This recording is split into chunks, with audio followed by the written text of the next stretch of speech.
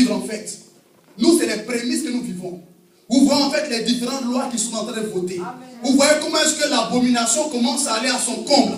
Ce sont nos enfants dans 20 ans qui seront confrontés à cette hostilité. Mais pour pouvoir triompher, il faut que dès maintenant, on les enseigne dans la dimension de l'esprit.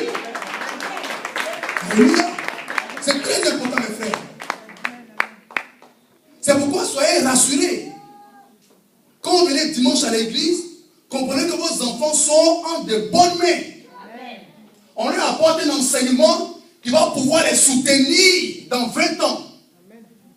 Dans 20 ans où ce sera vraiment officiel. Où ils vont aller à l'école, où ils auront des enfants dont les parents sont homosexuels. Il faut que l'enfant soit déjà enseigné dans l'esprit pour savoir comment se comporter face à un tel enfant. Où l'enfant viendra à l'école pour dire, mon père et ma mère sont des hommes.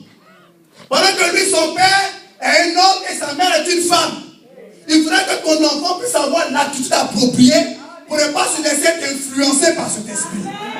C'est pourquoi dès maintenant, il faut qu'on puisse l'instruire selon l'esprit de Dieu. Alléluia. C'est pourquoi les dimanches, quand vous venez, emmenez vos enfants à l'école de l'esprit. Pour qu'on leur apporte la connaissance appropriée. De telle sorte que lorsqu'il aura l'adversité, ils sont déjà assis dans l'esprit. Gloire à Dieu. Gloire à Dieu. C'est très important, mes frères. Que vraiment Dieu vous bénisse. Et que sa grâce se repose sur vous. Et que vos enfants n'ayez pas peur, soyez sans crainte. Emmenez-les à l'école de l'esprit. On va les enseigner. Et on va leur apprendre d'autres choses.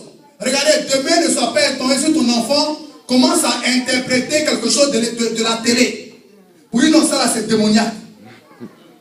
Parce qu'on lui apporte l'enseignement pour faire la part des choses.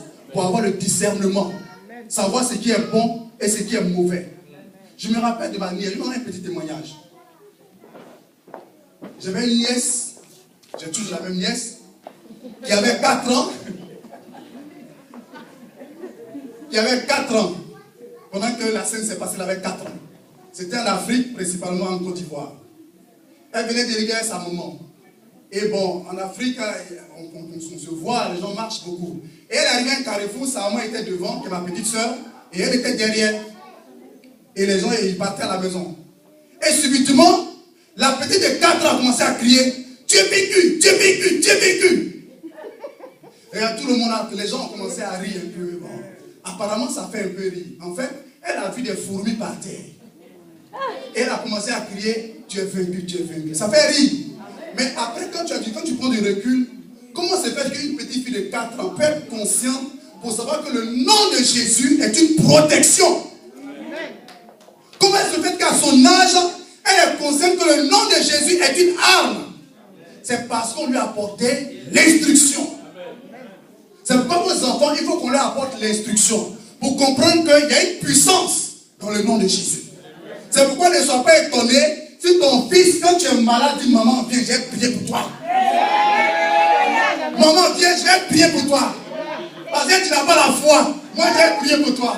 Parce qu'à l'école de l'esprit, on m'a dit que le nom de Jésus guérit. Donc, maman, viens, je vais prier pour toi, tu vas être guéri. N'aie pas peur, n'aie pas honte. Il faut venir mettre ta tête en bas de ton fils. On va prier pour toi, tu seras guéri.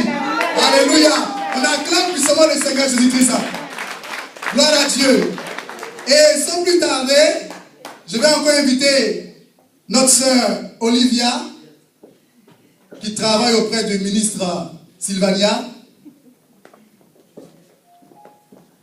On acclame le Seigneur Jésus-Christ. Que Dieu te bénisse. Tu peux donner le micro. Alléluia. Tu viens là, tu veux